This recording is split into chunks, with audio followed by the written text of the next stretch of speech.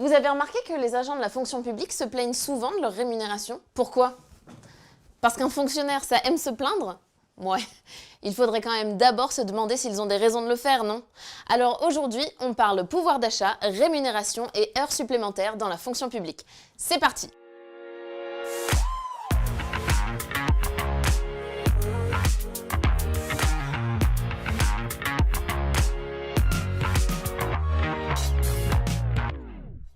Moi, c'est Kate. Je vous retrouve chaque semaine pour parler travail, société, droits des salariés ou tout ça à la fois. Pour savoir si les agents de la fonction publique se plaignent vraiment pour rien, je vous propose qu'on regarde ensemble leur rémunération et donc le fameux point d'indice. Pour ceux qui ne le connaissent pas déjà, il s'agit d'un indicateur fixé par l'État qui permet d'établir les salaires dans la fonction publique. Ce point d'indice devrait donc logiquement évoluer avec l'inflation, ce qui permettrait aux agents d'avoir un pouvoir d'achat qui suit l'augmentation des prix. Le problème avec ce point d'indice, c'est justement qu'il stagne. Enfin, il stagne. Je suis méchante. Depuis 2017, il a augmenté de 0,6%.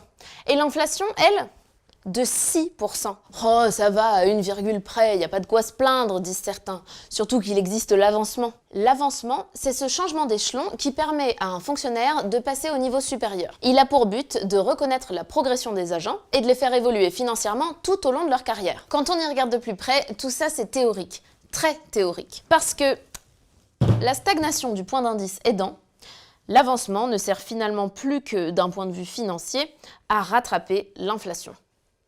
Dommage. La preuve, c'est qu'en prenant en compte l'inflation, la stagnation du point d'indice et l'avancement, on constate qu'en 20 ans, les agents ont subi une baisse de 20% de leur pouvoir d'achat. On comprend que ça puisse irriter, non? Alors pour lutter contre cette injustice, il faut agir, comme la CFTC qui demande un rattrapage du point d'indice de 20%. Et je n'ai malheureusement pas terminé. Les agents de la fonction publique ont aussi un faible niveau de rémunération. Prenons un professeur certifié par exemple.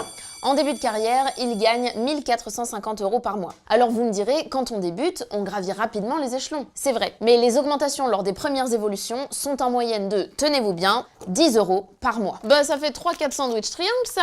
Donc quoi, et les heures supplémentaires, elles devraient permettre d'améliorer la situation, non? Voyons voir. Normalement, un agent de catégorie B est payé 13 € de l'heure, ce qui nous fait 91 € pour 7 heures. Et les heures supplémentaires? Laissez-moi faire le calcul. 11 € de l'heure, ça nous fait 80 € pour 7 heures. Attendez, j'ai dû me tromper là. Les heures supplémentaires, c'est toujours mieux payé que les heures normales, non? Ah mais non, j'oubliais. Pas dans la fonction publique. Sans compter que tous les agents n'ont pas droit à ces heures supplémentaires si justement rémunérées. Les profs, par exemple, ne sont pas payés s'ils travaillent en plus. C'est bien pour ça que la CFTC milite pour la revalorisation de ces heures supplémentaires. Donc si je résume, on a des rémunérations faibles, des heures sup mal payées et un point d'indice au point mort. Tout bien réfléchi, je crois que si j'étais agent de la fonction publique, moi aussi, je me plaindrais. Pour aller plus loin, je vous laisse des liens vers des articles et des vidéos. Faites vivre le débat, commentez, partagez, parce que s'informer, c'est le meilleur moyen de se faire respecter. Je vous dis à bientôt dans une prochaine vidéo.